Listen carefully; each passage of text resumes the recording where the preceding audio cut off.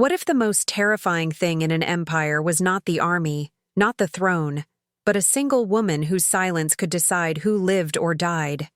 Imagine a court so tense that every breath held meaning, every whisper carried danger, and every night ended with someone being dragged away for reasons nobody understood. At the center of it all stood an empress who had learned early in life that power was not taken by force, but by creating an environment where people feared questioning how she obtained it. Her cruelty did not shout. It waited, it watched, and then it struck in ways no one dared anticipate. She had entered the palace years earlier as a political accessory, a decorative presence for rituals and banquets, but beneath that surface lived a mind shaped by exile, betrayal, and the kind of ambition born only from surviving what others didn't.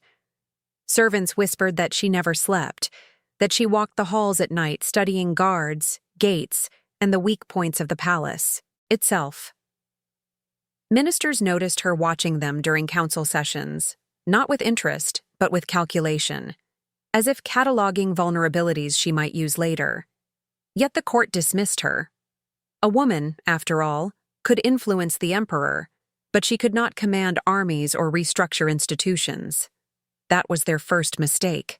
The second was believing she needed to raise her voice to be dangerous. She understood something far more sophisticated. Terror begins long before punishment. It grows in uncertainty, in doubts, in unexplained disappearances, in rumors that feel too specific to ignore. Then came the night everything changed. The emperor fell ill, and while physicians rushed through the palace, she remained by his side with a calmness that unsettled everyone.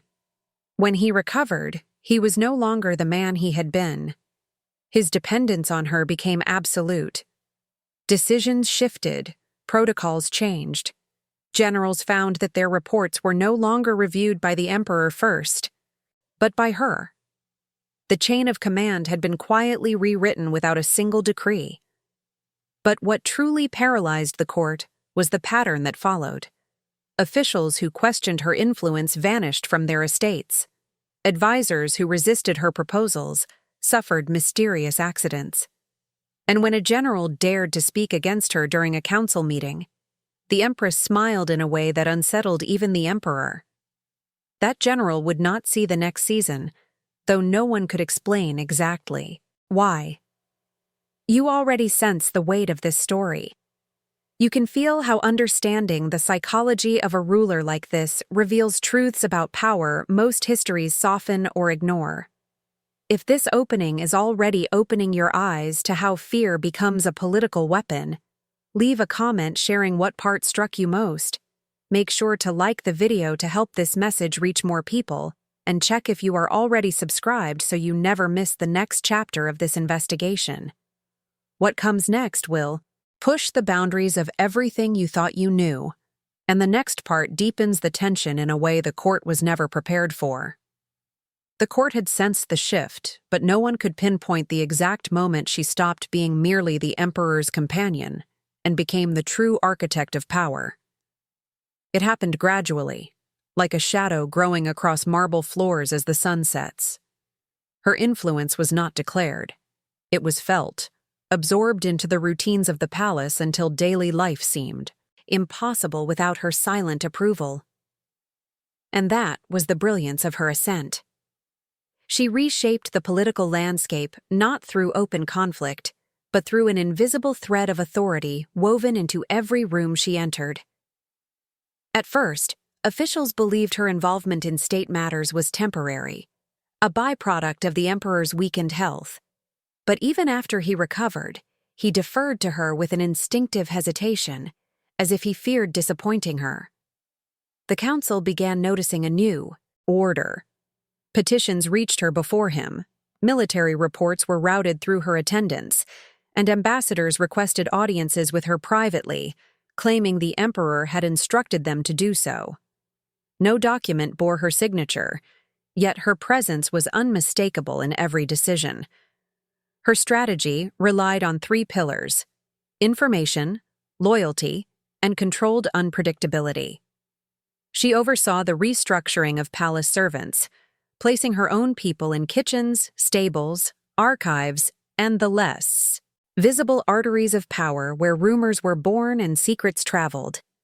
Those who underestimated her charm discovered too late that she remembered every detail they revealed, every insecurity they tried to hide.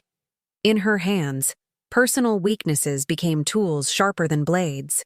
But the real transformation happened beyond the palace walls. She understood that influence over the emperor was not enough. She needed control of the empire's perception of authority. So she appeared at military inspections, dressed not in ceremonial silks, but in garments designed to unsettle expectations. She spoke directly to commanders, asking questions only seasoned tacticians would know how to answer. Some were impressed, others offended, but all were forced to acknowledge her presence as something more than symbolic. Behind the scenes, she cultivated relationships with scribes who crafted the narratives the empire consumed. Chronicles praised her sharp intellect. Poets compared her to ancient goddesses of war and destiny. Slowly, the population began to believe the empire thrived because of her guidance, not the emperor's judgment. Every story echoed the same message. She was indispensable. Even the emperor felt it. He sought her counsel for matters he once handled alone. And in private, she encouraged his dependence, not with manipulation in its obvious form, but with subtle reinforcement that fed his insecurities. Each time she predicted the outcome of a dispute or anticipated a military threat before the generals detected it, his admiration deepened. Soon he feared ruling without her, though he never admitted it. Yet this ascent was not driven by ambition alone. It carried the weight of something darker, something shaped by a past no one fully understood. Her enemies believed they were dealing with a clever woman elevated by circumstance. They had no idea they were dealing with someone who had already decided how each of them would eventually fall, someone who had been planning her rise long before she entered the palace. And while the court struggled to decipher her intentions, she was already preparing the next phase of her domination, a stage so meticulously crafted that even those closest to her would not realize they had been trapped until escape was impossible.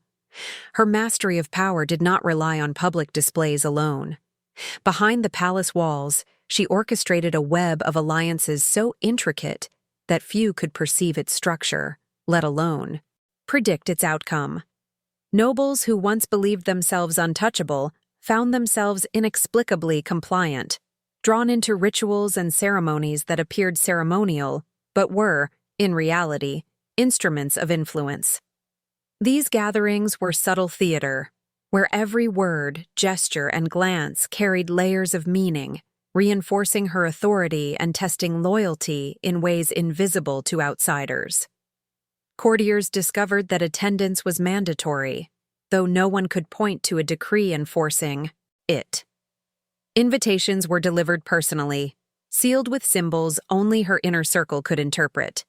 Failure to appear or misstep in protocol carried consequences that ranged from subtle social exclusion to the mysterious disappearance of privileges. Every participant learned quickly that discretion was not merely advised, it was survival. Each alliance she formed was cemented through a combination of ritual, obligation, and observation, creating a system where loyalty was inseparable from fear. Her rituals blended political cunning with psychological strategy. During feasts, she orchestrated seating arrangements that subtly emphasized hierarchy and dependence. Conversations were carefully guided, steering discussions toward revealing ambitions, alliances, and weaknesses of those present.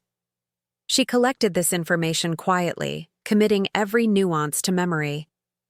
In some cases, the slightest misalignment of posture or hesitation during a toast could mark a general for future scrutiny.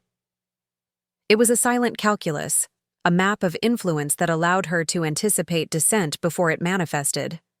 But her rituals were not confined to the court. She engaged with merchants, scholars, and even foreign envoys in semi-private ceremonies that outwardly celebrated culture or religion. Underneath these gatherings, she read intentions, gauged loyalties, and subtly manipulated factions. By the time the empire recognized her as a central figure, she had already positioned herself as the unseen hand guiding policy, strategy, and succession. No general, no minister, no foreign dignitary could act independently without encountering her subtle, invisible influence. The rituals also served as a reinforcement of her mystique.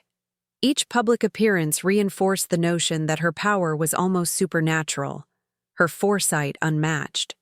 Stories of her uncanny ability to anticipate rebellion, to foresee betrayal, and to preempt disaster spread through whispers and letters. Even those outside the court felt a growing reverence and fear of her capabilities. This was not superstition entirely. It was deliberate cultivation of an aura that made her presence synonymous with inevitability. The Empress understood that power without perception was weak. She crafted her image through carefully choreographed events, precise messaging, and the use of symbols. Every scar, every jewel, every gesture was part of the narrative she imposed. Generals and ministers became instruments of her story, acting without realizing they were reinforcing the myth she carefully cultivated. By the time a threat arose, she already knew who would falter and who would obey, having observed, tested, and measured each individual through these clandestine interactions. And as she tightened her grip, the empire began to shift subtly around her. Decisions that once depended on tradition were now filtered through her understanding of loyalty and fear. The generals, once confident in their independence, now moved cautiously, uncertain which actions would earn praise and which would invoke quiet, unseen punishment. The court's hierarchy had been silently rewritten, and the rituals she controlled ensured that the lines of power ran directly through her. What came next would test these alliances in ways no one anticipated, and the stakes for those who misjudged her would be immediate, brutal, and unforgettable.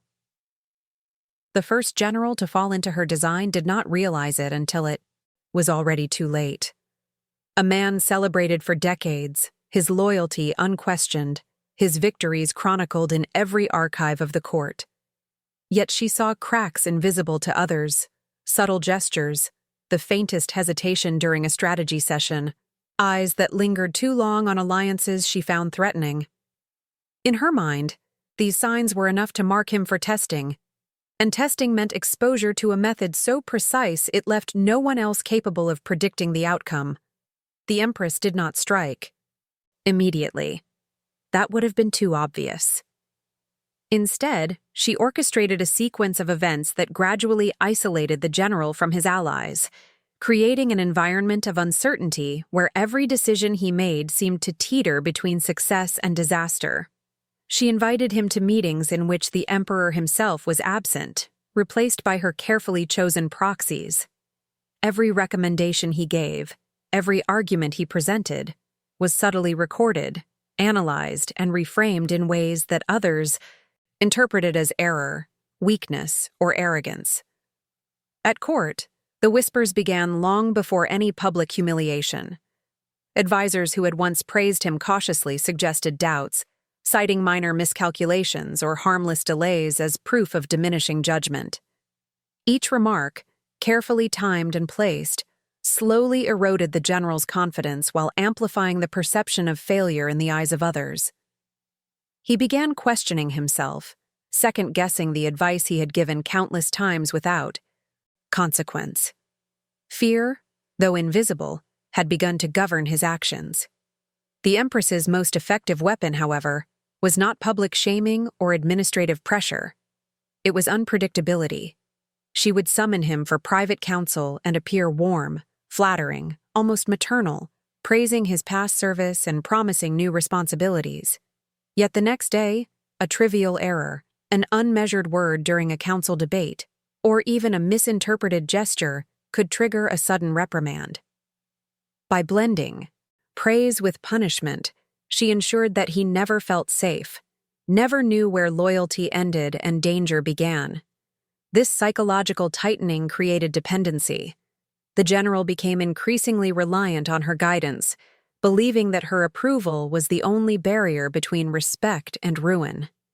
He did not understand that every decision he made was anticipated, mapped, and accounted for. His allies, intimidated by her subtle manipulation, offered no assistance. The palace itself had become a labyrinth of invisible threats, each corridor and chamber a stage in her carefully choreographed test. When the culmination came, it was neither sudden nor spectacular by outward appearances. No public execution, no immediate disgrace. Instead, he was quietly reassigned to a remote campaign, stripped of key staff, and subtly undermined by loyalists she had planted around him. Within months, his authority eroded, his reputation tarnished, and the empire questioned his competence, all without a single overt act of aggression from her. The court marveled at her efficiency, but few understood the extent of the orchestration behind it. And while the general wrestled with his fading influence, whispers circulated among other commanders. They asked in secret, how did she do it? The answer was terrifyingly simple. She had weaponized patience, perception, and fear. She had made invisibility more powerful than swords, silence more lethal than proclamations, and uncertainty the deadliest instrument of all. Now, I want to hear from you. Which part of this method strikes you as most chilling, and how would you have survived it? Leave your thoughts in the comments below. Your insight matters, and sharing it is part of understanding the gravity of her strategy. And as the empire adjusted to this new reality, the stage was being set for the next, even more audacious act of control. Once the first general had been neutralized, the Empress's strategy expanded with meticulous precision. The army, previously confident and cohesive, began to feel subtle fractures. Orders were misdirected, reports delayed, and communication between key units carefully disrupted. At first, no one noticed these anomalies as deliberate acts.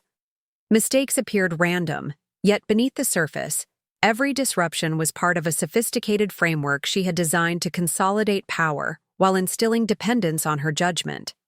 She cultivated confidants within the ranks, individuals whose loyalty was secured not through reward alone, but through shared secrets and unspoken complicity. These trusted agents ensured that her directives reached the field unchallenged, yet only a fraction of the full plan was ever visible to any one observer. Generals believed they operated independently, unaware that their strategies were subtly shaped by her influence long before she ever entered the council chamber. In essence, she had become the invisible general behind every maneuver. This psychological architecture relied on perception as much as control. Soldiers were encouraged to report anomalies and failures to her intermediaries, who framed each incident as critical intelligence. Over time, this created an atmosphere where no decision was safe, no command unquestioned. Loyalty shifted from the emperor to the empress.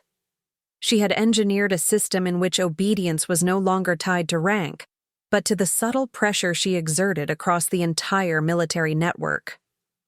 Meanwhile, the generals who had once wielded authority began to suspect each other, prompted by carefully placed insinuations and ambiguous correspondence that left them guessing at loyalties. The Empress did not confront dissent openly. She allowed suspicion to grow like wildfire. Relationships fractured, alliances dissolved, and trust, the foundation of command, eroded. By the time anyone recognized the manipulation, the hierarchy itself had become pliable, ready to bend to her will. She also exploited personal ambition. Officers who sought favor were quietly guided into traps that elevated them superficially, but left them exposed to failure. Success became a precarious commodity, and every achievement was reframed to reinforce her influence. The military began to operate with invisible constraints, self-regulating in a manner that served her objectives. Discipline and initiative were subtly redirected. ensuring that even capable commanders acted in ways that reinforced her control. The Empress understood the delicate balance between fear and respect. Too much intimidation would provoke rebellion. Too little, and her authority would appear hollow. Each action was calculated to maintain tension, fear of failure, desire for recognition, hope for advancement, without ever revealing the underlying orchestration. Every decision made within the military, every maneuver executed in the field, reflected her presence, even if no one could name it. By the time she completed this network of manipulation, the army was fundamentally altered. Authority was no longer defined by titles or experience, but by proximity to her influence and understanding of her unpredictable judgment. The Empire's greatest generals, once pillars of stability, had become extensions of her strategy, instruments for enforcing control, whether they realized it or not. And as her power solidified, the next phase of her rule was ready to test the limits of her cunning and the extent of her empire's obedience. Amid the calculated dismantling of her generals, the Empress pursued a subtler, more insidious form of control. A ritual designed not to punish, but to reshape perception itself. Few within the palace understood its full meaning. Fewer still dared to question it. The ritual was conducted behind closed doors, in a chamber lined with mirrors, candles, and relics that seemed ordinary but were carefully selected to invoke awe and unease. Each element was chosen to signal power, wisdom, and omniscience, subtly altering how courtiers and officials perceived her presence. The Empress appeared at the ritual in garments that shifted perception with every movement. Fabrics, colors, and adornments were combined in a way that evoked authority, mystery, and untouchable superiority. Those in attendance felt the air tighten as they entered the chamber, their senses overwhelmed by the deliberate choreography of light, shadow, scent, and sound. The arrangement was not theatrical for entertainment. It was a psychological performance designed to instill reverence, uncertainty, and obedience simultaneously.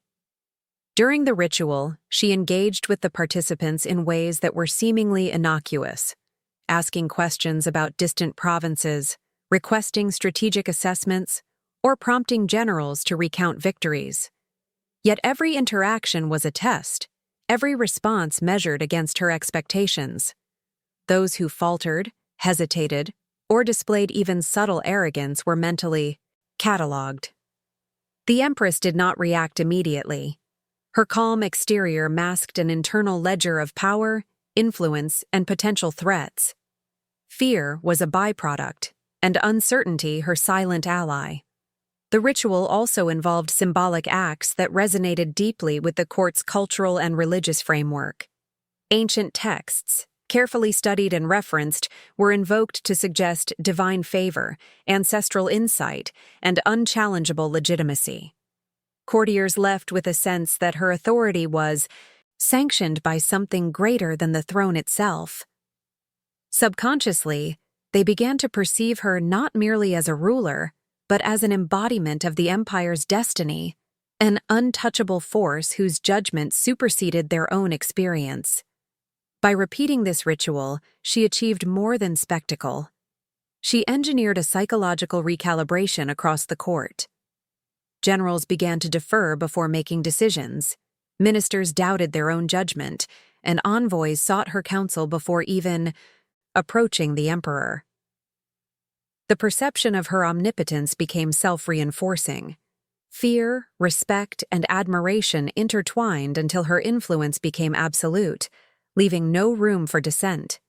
Even whispers of opposition vanished, replaced by cautious compliance and strategic flattery. Her forbidden ritual demonstrated a profound understanding of human psychology. She did not need to threaten death or exile. She used perception itself as the weapon. Authority, once intangible, became tangible. Through ritual, manipulation, and meticulously crafted presence, every member of the court, consciously or not, internalized the boundaries she set. Their actions, decisions, and loyalties were quietly guided by a method that felt invisible, inevitable, and inescapable.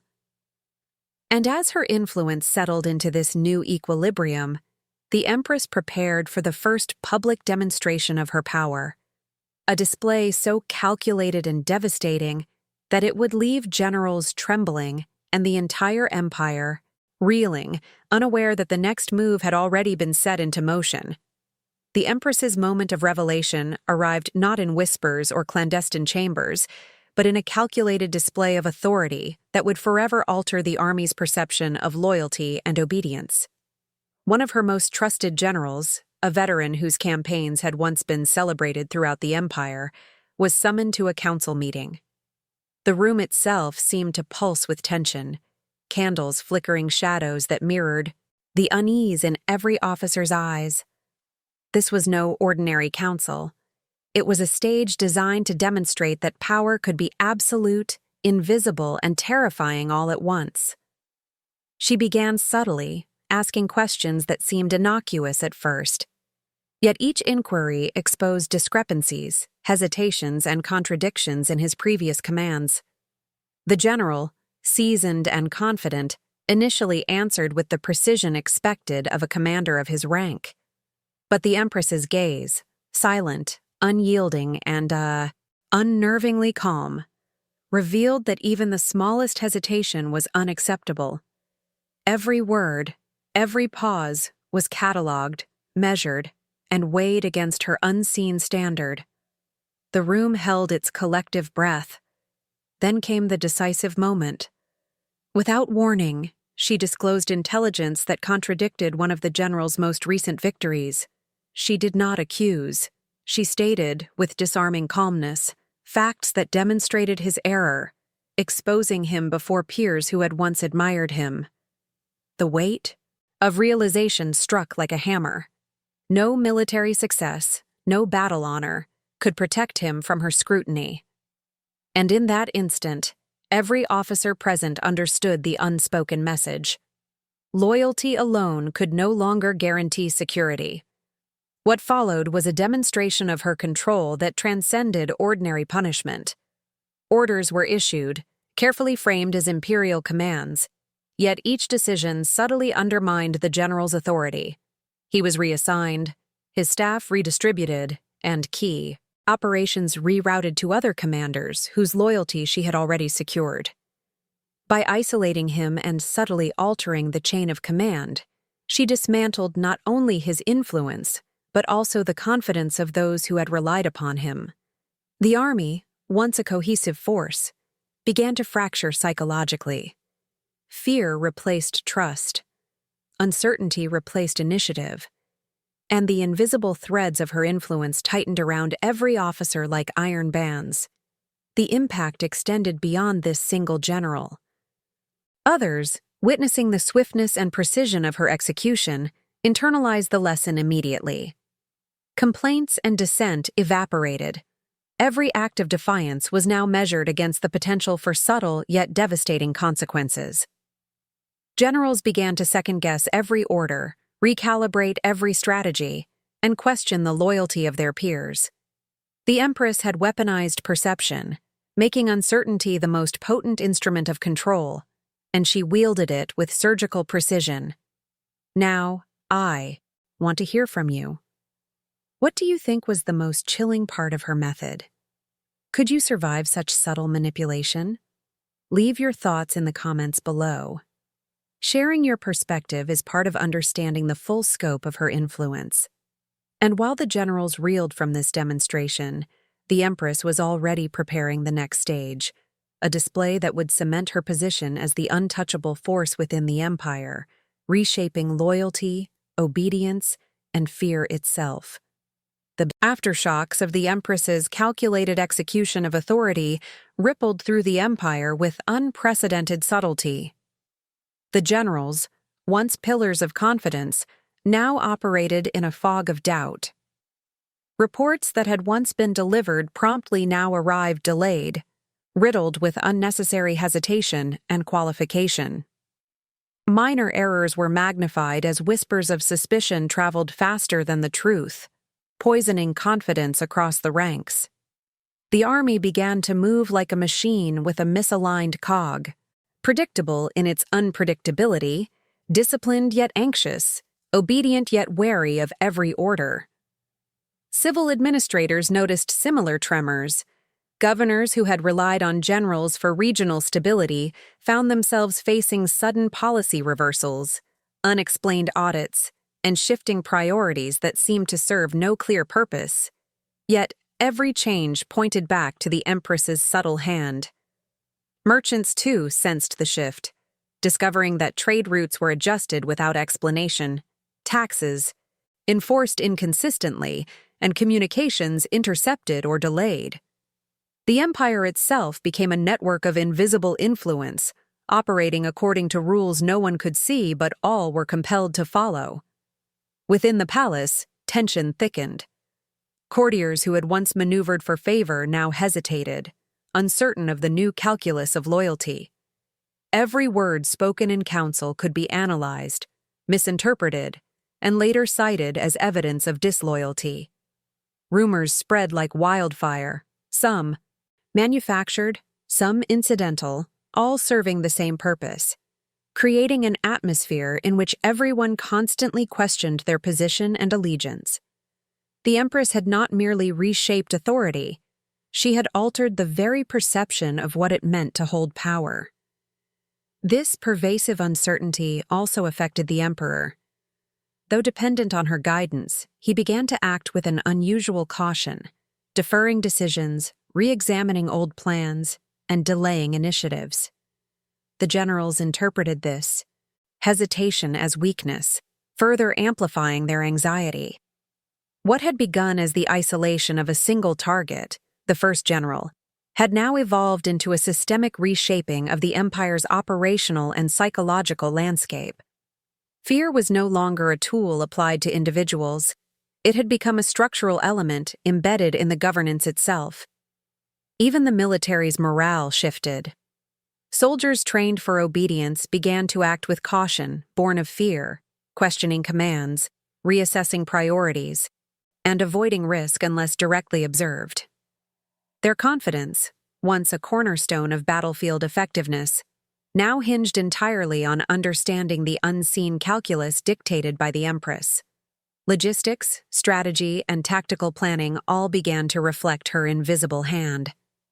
The Empire's very rhythm had been subtly rewritten, and no one realized that the pace, delays, and uncertainties were intentional, orchestrated, and designed to produce dependency and obedience simultaneously.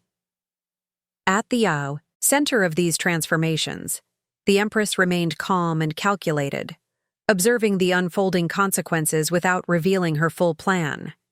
Each ripple across the empire reinforced her authority, yet she maintained an appearance of distance, allowing generals, ministers, and advisors to interpret her influence in ways that confirmed their own subservience.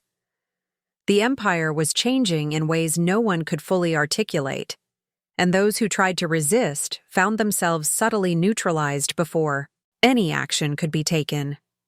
As the first tremors of disruption settled, whispers began circulating among the ranks, a name repeated in shadowed corners, a presence felt in every corridor, a realization dawning slowly. Her control was not a temporary maneuver. It was a permanent reconfiguration of power, obedience, and fear. And just as the empire adjusted to this new reality, the Empress prepared the next act, one that would cement her untouchable status, reshape loyalty further, and send shockwaves no one could anticipate. By this stage, the Empress had transcended the traditional boundaries of influence. Her power was no longer measured by titles, decrees, or the emperor's favor. It was woven into the very fabric of the empire. Generals obeyed before she spoke, ministers deferred before she acted, and even distant provinces altered their operations in anticipation of her insight. Fear had been refined into a subtle, pervasive instrument, an invisible force that commanded obedience without a word. Her authority was absolute, yet invisible, and the empire itself seemed to recognize it instinctively. She had mastered the art of perception. No courtier could recall a single direct threat, yet everyone knew she could determine their fate with a glance, a suggestion, or a carefully timed comment. Allies acted with caution, believing their success depended on understanding her expectations. Enemies hesitated, uncertain which error would be fatal. Even the emperor, once the embodiment of ultimate authority, deferred in silent acknowledgement of the gravity of her presence. She had become the fulcrum upon which the entire empire balanced. Her reputation spread beyond the palace. Stories circulated among soldiers and officials of her uncanny ability to anticipate rebellion, predict betrayal, and manipulate outcomes before events even unfolded. Legends whispered that she had eyes everywhere, that no secret could escape her notice, and that even the most seasoned generals could be undone with subtle, unseen maneuvers.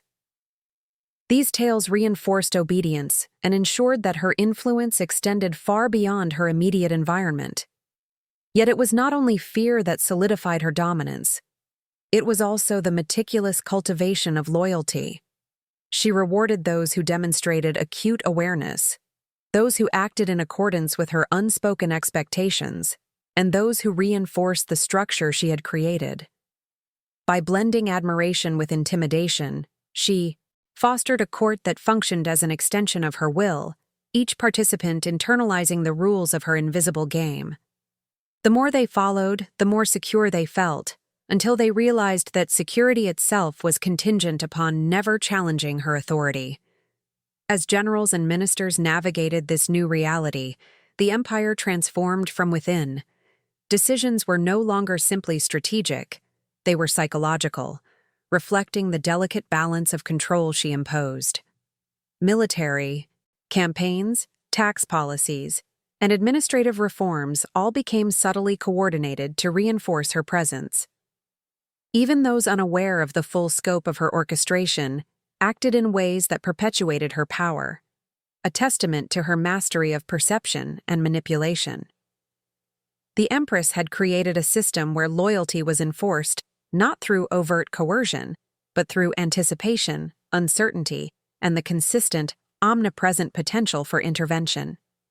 She was untouchable, not because she commanded armies or decreed law, but because she had made her influence inseparable from the functioning of the empire itself. Every officer, every advisor, every envoy operated within parameters she silently defined, and as the empire adjusted to her dominance, whispers began forming, subtle and persistent, tales of her insight, her ruthlessness, and her invincibility. Even those who opposed her felt compelled to defer, constrained by the invisible web she had spun. The transformation was complete. She was no longer a participant in the court. She was the axis around which the empire revolved, a presence that inspired obedience, fear, and awe simultaneously. The stage was now set for her final moves, those that would ensure her legacy as a figure both revered and feared, untouchable and absolute, whose influence would outlast generations and redefine the very meaning of power within the court. Even after her death, the Empress's presence lingered like a shadow over the empire. The structures she had manipulated, the alliances she had engineered, and the subtle psychological frameworks she had established continued to govern behavior.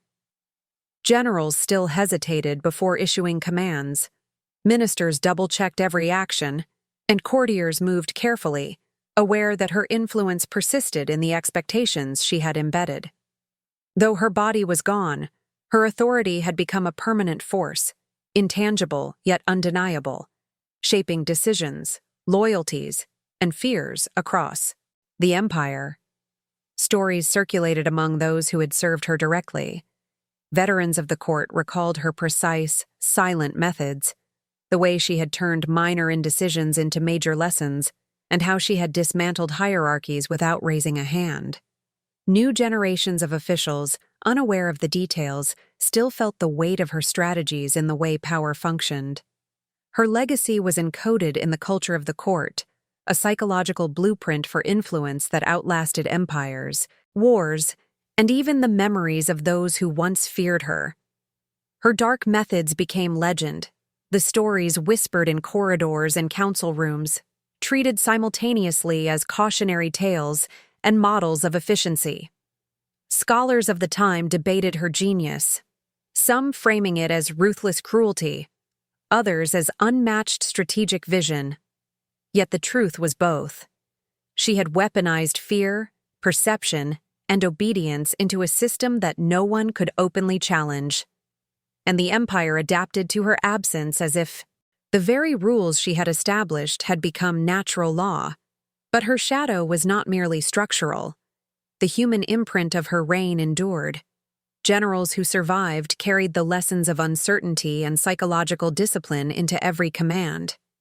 Ministers internalized the subtle threat of invisibility, recognizing that actions, words, and appearances could determine fate without a single public punishment. Even ordinary citizens, hearing stories of her decisiveness and control, absorbed the notion that the machinery of power was more complex and more dangerous than it appeared. Fear, she had taught them, could be far more enduring than a sword. And now, centuries later, historians reconstruct the threads she left behind. By piecing together chronicles, letters, and court records, the outlines of her control become visible. The way one individual, through observation, calculation, and manipulation, could transform an entire empire from the inside out. The Empress's genius was not simply in what she did, but in how she ensured that her influence survived her physical presence. Her power became structural, psychological, and almost mythic, a model for generations of rulers who understood that fear is more enduring than force. If you've stayed with me until this point, you've witnessed the full measure of her strategy and its long-lasting impact. Now, I want to hear from you. Leave a comment saying, "I've seen the shadow of her power," if this story revealed the depths of manipulation and control to you. Make sure to like the video to show that understanding these lessons matters, and if you haven't already, check that you're subscribed to the channel so you can continue following these dark and fascinating chapters of history. And before you go, there's a next video that explores another hidden chapter of ruthless influence, strategy, and courtly control. Click over and continue uncovering the unseen forces that shaped empires, because the lessons of power are far from over.